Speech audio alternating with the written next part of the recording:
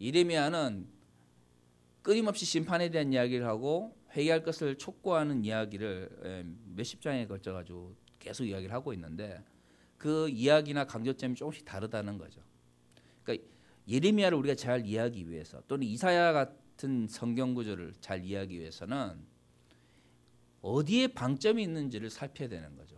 아, 그냥 심판에서 이야기하나 보다 이게 아니라 똑같이 심판에서 이야기를 하는데 도대체 어디에 방점이 있는지를 우리가 바르게 이해해야 아, 여기서는 이 부분을 강조하고 있구나를 이해할 수 있는 것입니다. 자, 오늘 본문을 보면 여호와의 말씀이라고 하는 얘기가 이제 4번 나옵니다. 23장 1절에 여호와의 말씀이니라. 그리고 4절에 이야기가 끝나면서 여호와의 말씀이니라. 그러니까 1절부터 4절까지는 하나의 이야기인 거예요. 자, 내가 재밌는 이야기 해줄게. 아이들한테 재밌는 이야기 해줄게 라고 말을 시작했으면 그렇게 행복하게 끝났어요 라고 하는 게 우리가 흔히 말하는 전래동화의 뭐죠? 기본 틀이죠. 네. 그러니까 우리가 성경을 하나님의 말씀이라고 하는 측면도 있지만 하나님의 말씀이라고 하는 것은 어쩔 수 없이 그 시대의 어떤 문학적인 틀 속에서 이해될 수밖에 없는 거예요. 즉 그 사람들이 그 당시에 많이 이용하는 문학적이면서 수사학적이면서 서사학적인 방식에서 말을 하게 되는 거죠. 그러니까 이제 이런 어떤 방식들, 뭔가를 강조하기 위해서 누가 한 말인지를 강조하기 위해서 앞에 사람의 주어를 집어넣고 주체를 강조하고 마지막에 또 주체를 강조하는 방식은 당시 이스라엘이나 고대 근동에서 흔히 사용하던 방식이에요. 자, 그러면 앞에 여호와의 말씀이니라 뒤에 여호와의 말씀이니라 이렇게 이야기를 했으면 중간에 있는 이야기가 여호와께서 하셨다는 것을 강조하기 위해서 이야기가 되어진 거예요. 자, 그러면 이 이야기는 뭐냐? 1절에 내 목장의 양떼를 멸하여 흩어지게 한 목자에게 화 있으리라. 네.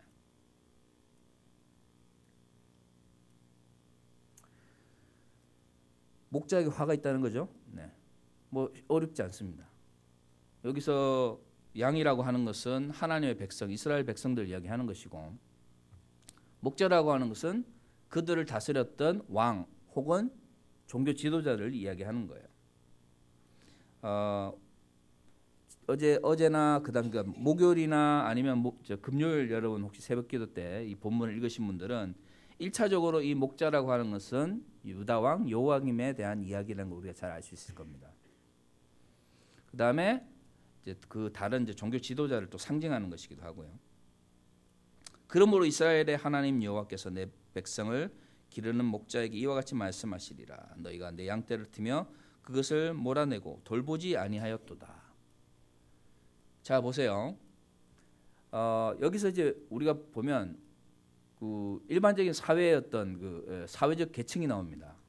일단 양을 가지고 있는 그죠? 재력가가 등장하고요. 주인이 등장하고요. 자기의 양이 아닌 양을 대신해서 치는 청지기와 같은 역할을 하는 목자가 등장합니다. 그리고 그 목자와 함께하는 뭐가 있죠? 양이 있는 것이죠. 보통 주인이 양을 직접 기르지 않을 때는 두 가지 이유입니다. 양이 너무 많아서 주인 혼자 기를 수 없거나 아니면 목자는 전문적인 직업이기 때문에 양을 더 잘 기르기 위해서 목자에게 양을 맡기는 거죠. 어느 쪽이든 원래 주인이 이 목자에게 청재기와 같은 목자에게 양을 맡길 때는 양이 더 잘 자라기를 바라기 때문에 맡기는 거예요. 왜냐? 너무 많아서 주인이 제대로 신경을 쓰지 못하면 나머지 관심을 받지 못하는 양들은 어떻게 되겠어요? 비실비실 말라버릴 테니까요. 그죠? 그다음에 목자라고 하는 사람들이 전문적인 어떤 직업일 수도 있고 훈련을 받은 사람들이기 때문에 주인이 그 많은 양들을 직접 가르치고 또 돌보는 것보다는 더 잘 가르칠 수 있고 또 더 돌볼 수 있다고 생각을 해서 맡긴 거예요. 근데 목자라고 하는 사람들이 어때요? 자신의 역할을 망각하고 오히려 흩어버리는 거죠. 관심을 가지지 않았어요. 이유는 정확하게 알 수 없습니다. 그런데 한 가지 확실한 것은 관심이 없었다는 것은 확실한 거죠. 양이 죽든 말든 양을 기르기 위해서 정말 열심히 일하려면 어떻게 되겠어요? 우리에 가다 두고 낮에는 또 데리고 나와서 먹이고 밤에 혹시 늑대가 잡아먹진 않는지 지켜야 되고 굉장히 손이 많이 가는 짐승이 바로 양이죠. 근데 이제 들판에 그냥 풀어놓고 죽든 말든 내버려 두면 목자 입장에는 어떻습니까? 편해요. 그 왜 이런 행적이 나타날 수 있죠? 자기 형이 아닌 거예요. 상식적으로 생각해 봅시다. 양이 2마리밖에 없는데 이제 여기서 나오는 이 여기서 말하는 양이라고 하는 게 우리 이제 흔히 유럽이나 우리나라에서 이야기하는 것처럼 지금 이렇게 양털을 깎아서 먹고 사는 양일 수도 있지만 아니면 뭐 다양하게 이제 젖을 짜기 위한 어떤 양의 개념도 있을 수 있잖아요. 어떤 쪽이든 간에 양 2마리가 있는데 요 2마리 가지고 양털도 깎고 우유도 짜고 그거 가지고 먹고 사는 가족이 있다고 생각해 보세요. 2마리가 죽으면 가족이 어떻게 돼요? 굶어요. 그러면 이 양을 어떻게 아끼겠어요? 가족처럼 아끼겠죠. 목숨처럼 아낄 거예요. 왜? 2마리가 죽으면 어떻게 되죠? 가족이 굶으니까. 문제는 뭐냐면 이 야단 맞고 있는 목자가 양을 흩고 관심을 가지지 않고 그냥 버려두고 있는데 1차적인 것은 주인으로부터 뭐예요? 물려받은 거예요. 받은 거예요. 자기 양이 아닌 거죠. 전후 문맥 속에서 우리가 알 수 있는 것은 뭐냐면 이 목자는 주인의 양을 치는 청지기인데 원래대로 하면 그 돈을 받고 자신의 전문성을 살려서 양을 위해서 더 잘 해줘야 돼요. 왜? 그게 원래 주인의 목적이니까. 그런데 이 목자라고 하는 사람이 어떻게 했어요?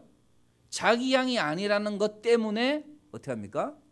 그냥 버려둔 거예요. 그래서 주인이 와서 어떻게 한 거죠? 열받은 거죠. 우리 식으로 말하면 돈은 돈대로 받아놓고 결국 뭘 했다는 거예요? 아무것도 안 했다는 거예요. 우리 식으로 말하면 야, 이 양이 너한테 속해 있는 것이라면 이렇게 막대할 수 있겠느냐 이렇게 이야기를 하는 거죠.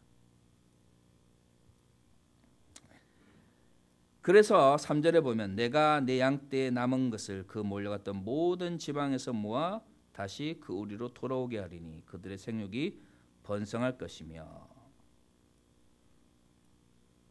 그래서 여기서 말하는 모든 지방이라는 것은 흩어버리고 관심을 가지지 않으니까 양이 우리가 아는 것처럼 제 길로 그냥 가버린 거죠. 그러니까 급하게 다시 주인이 양을 모아서 우리에 데려오려면 주인이 얼마나 고생을 하겠어요. 여기도 가서 데려와야 되고 저기도 가서 데려와야 되고 막 해가지고 다시 우리에 모아서 그들이 잘 되게 할 거라는 거죠. 그래서 그들의 생육이 번성할 것이다 이렇게 이야기를 합니다. 그러니까 이제 전후 문맥을 보면 주인은 목자에게 양을 맡겼어요. 이유는 뭐냐면 목자가 양을 치면 더 생육이 번성할 거라고 생각을 했는데 반대로 목자는 어떻게 했다는 거예요? 양을 관심을 가지지 않고 흩어버리고 관심을 가지지 않아버린 거예요. 그러니까 양이 어떻게 됐어요? 제갈길로 가버린 거죠. 그 반대로 제갈길로 가서 양이 제대로 먹지 못하면 어떻게 됐어요? 삐쩍 말라가지고 방황하고 있겠죠. 그래서 주인이 열받아서 그들을 야단을 치고 양을 모아서 우리에 넣어서 다시 생육이 번성하게 할 거라는 거예요. 목적은 생육이 번성하게 되는 거예요. 그리고 그것을 위해서 뭐예요? 내가 그들을 기르는 목자들을 그들 위에 세우리니 그들이 다시는 두려워하거나 놀라거나 잃어버리지 아니하리라 여호와의 말씀이니라. 그러니까 이제 여기 이야기가 대꾸가 되잖아요. 1절에는 어떤 목자가 나오죠? 양을 멸하고 양떼를 멸하고 흩어버린 목자가 나왔고 여호와의 말씀이니라 하고 나와서 뒤에 대꾸가 나오는 건 뭐죠? 새로운 목자를 세우는데 그들이 그 목자리에서 다시 어떻게 되죠? 두려워하거나 놀라거나 잃어버리지 않는 거죠. 앞에는 양이 멸해지고 흩어지는데 뒤에는 어떻게 되는 거예요? 두려워하거나 놀라거나 잃어버리지 않는 거예요. 근데 이제 이게 여러분 오늘 본문만 보면 그런가 보다 그러지만 이게 이제 어제 여러분 읽음 보시는 거 보면 여기 여호와김 왕 이야기예요. 왕이라는 사람이 딱 나와가지고 주인으로부터 권력을 이제 넘겨받았으니까 양을 키우는. 근데 이제 원래 목적은 뭐냐면 왕이 이제 주 권력을 받은 것은 뭐냐면 내가 왕이야. 날 따라와. 따로 좀 다 죽어. 이게 아니라는 거예요. 하나님께서 사람 가운데서 왕을 세워서 그 사람의 권력을 넘겨준 것은 어떻게 해요? 그 왕이 백성들을 더 생육하고 번성하게 할 거라고 생각을 했기 때문에 어떻게 한 거예요? 권력을 넘겨준 거예요. 그런데 이 왕이라고 하는 사람이 왜 하나님께서 나에게 권력을 주셨는지 잃어버린 상태에서 백성들이 굶어 죽든 말든, 백성들이 지금 방황하든 말든, 백성들이 지금 어떤 어려움에 겪든 말든 간에 권력을 누리고 있는 것만 가지고 그거에만 매몰돼 있으면 결국에는 뭐예요? 하나님께서 그 권력을 주신 의미가 상실되어 버리는 것이죠. 5절부터는 결국 하나님께서 어떻게 그러면 이 망가진 이 이스라엘을 유다를 회복시킬 것인가에 대한 이야기가 나옵니다. 그래서 여호와의 말씀이니라. 보라 때가 이르니니 내가 다윗에게 한 의로운 가지를 일으킬 것이라. 그가 왕이 되어 지혜롭게 다스리며. 이제 나오죠. 여기서 이제 목자는 왕의 또 다른 표현이고 지금 이스라엘이 멸망으로 해가고 있는 여호와김 시대에 반대되는 왕의 이야기인 거예요. 그런데 이 왕이 목자로 상징되고 있는 왕이 어떤 특징을 가지고 있냐면 처음에 뭐죠? 지혜롭게 다스려요. 그 다음에 세상에서 정의와 공의를 행하는 거죠.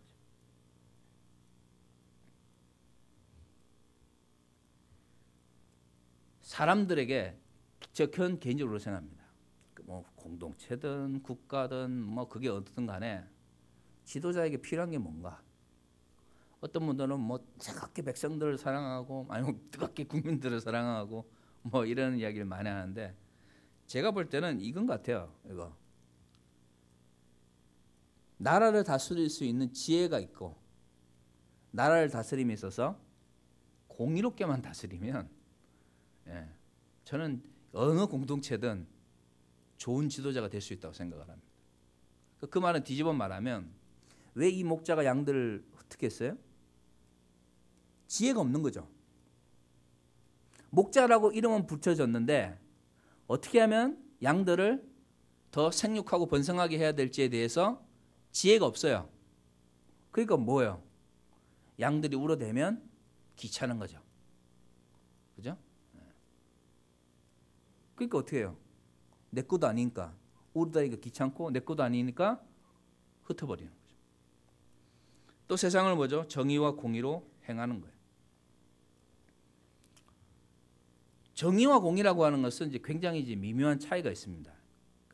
그 같은 말 같은데 하나는 그러니까 정의롭고 공평하다 이런 말이잖아요. 하나는 바른 의고 공의라고 하는 것은 공평한 의잖아요. 그러니까 전자라 같은 경우에는 어떻게 보면 그러니까 두 개는 똑같이 하나님의 의를 표현하는 거지만 그것이 어떤 상황 속에서 이것이 적용되는가에 따라서 하나는 정의라고 불려지고 하나는 공의라고 불려지는 것이죠. 그러니까 두 개 다는 하나님의 의를 기반으로 하고 있는 거예요. 그러니까 왕이라고 하는 사람은 주로 하나님의 의를 실천하는 거죠. 그러니까 하나님은 의로우신 분이기 때문에 우리도 역시 의로운 삶을 살아야 되는 거죠. 도대체 의롭다고 하는 게 뭐냐 이거예요.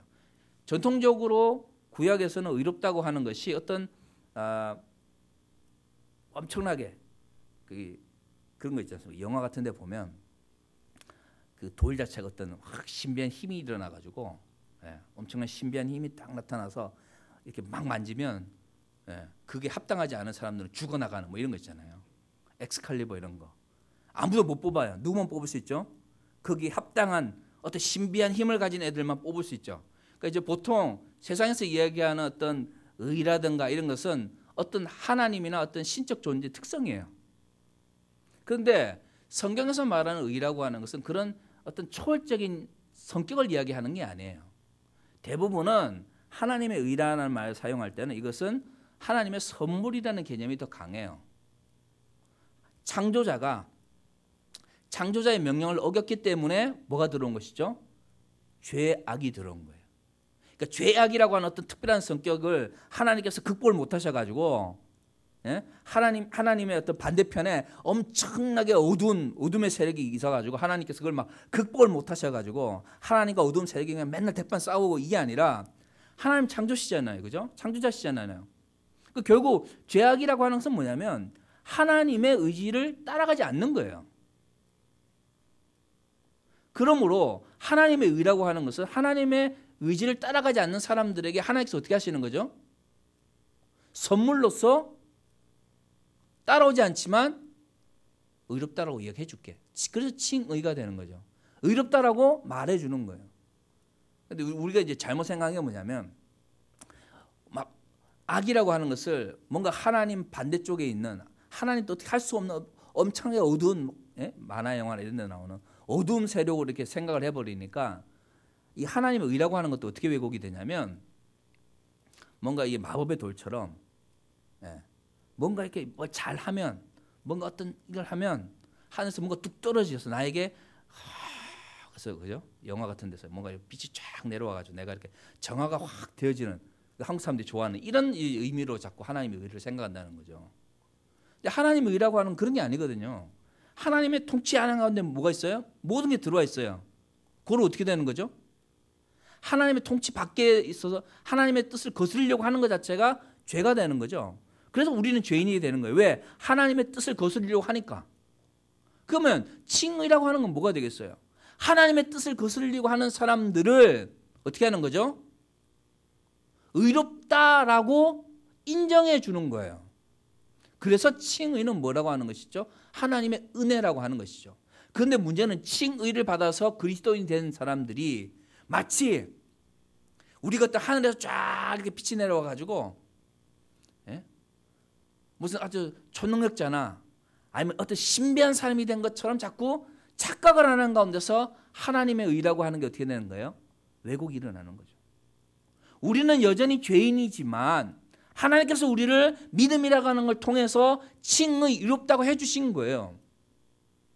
그러므로 하나님의 공의와 의를 행한다고 하는 것은 도대체 하나님께서 원하시는 방향이 무엇인지를 묻고 따라가는 것이어야 되는데, 자꾸 사람들이 공의나 정의를 이야기할 때 어떤 걸 먼저 생각을 하냐면 어떤 개념적으로 초월적인 뭔가 있는 것처럼 자꾸 생각을 한다는 거죠.